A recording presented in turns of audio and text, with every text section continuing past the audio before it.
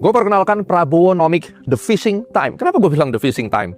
Jadi gini ya, Pak Prabowo itu kan jenderal yang sangat jenius. Beliau itu udah ahli strategi, dan tentunya gerakan-gerakan Pak Prabowo itu tidak akan bisa dimengerti oleh orang-orang awam seperti kita. Artinya, di dalam strategi pemerintahan beliau, yang diutamakan itu adalah trust dan misi percobaan. Nah, ini adalah strategi untuk 5 tahun pertama. Jadi kalau misalnya teman-teman kalian bilang bahwa, wah udah 10 bulan nggak ada hasil apa-apa. Guys, kali ini gue bukan menjilat pemerintah. Gue akan bocorin sebenarnya konsep yang ada itu seperti apa, oke?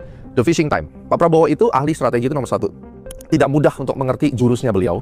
Dan yang kedua, beliau mengutamakan kepercayaan pada orang-orang yang diberi kesempatan sama beliau di periode pertama. Banyak orang yang bilang, iya kan itu semua titipan, itu adalah jabatan-jabatan titipan.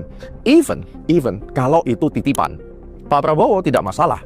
Selama lu bisa kerja, lu direkomendasikan, ya silahkan, saya berikan kesempatan. Nah, ini kata kuncinya. Ketika Pak Prabowo sudah memberikan kesempatan, disitulah game memancing dimulai.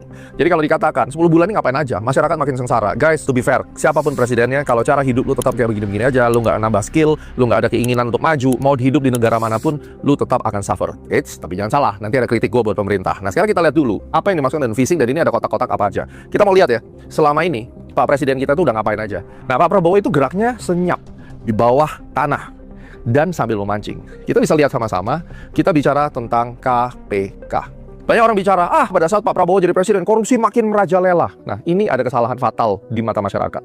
Lu bisa bilang korupsi merajalela itu kenapa? Karena banyak berita kan tentang korupsi ketangkep kan. Guys, kalau korupsinya ketangkep, itu artinya yang nangkep siapa? KPK menangkap, ini kan pasti ada perintah. Perintah ini ada info. Ini adalah gerakan senyap daripada Prabowonomics melalui program Fishing Time-nya dia. Kalau Pak Prabowo itu tidak menepati janjinya akan memberantas korupsi seperti yang ada di video ini. Saya sudah katakan kita harus berani menghadapi dan memberantas korupsi dengan perbaikan sistem, dengan penegakan hukum yang tegas, dengan digitalisasi. Insya Allah kita akan kurangi korupsi secara signifikan. Semua pejabat dari semua eselon dan semua tingkatan harus memberi contoh untuk menjalankan kepemimpinan pemerintahan yang sebersih-bersihnya.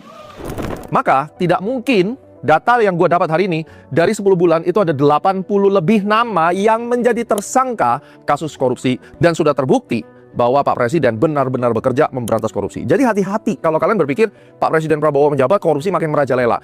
Lu tahu ada korupsi karena ada berita KPK menangkap. Justru harusnya lu mengapresiasi bahwa Kejagung dan jajaran KPK itu menetapkan tersangka gila-gilaan. Dan yang baru saja terjadi adalah Wakil Menteri Tenaga Kerja langsung menjadi tersangka. Ini istimewa sekali. Kemudian kasus timah itu juga sampai terbongkar.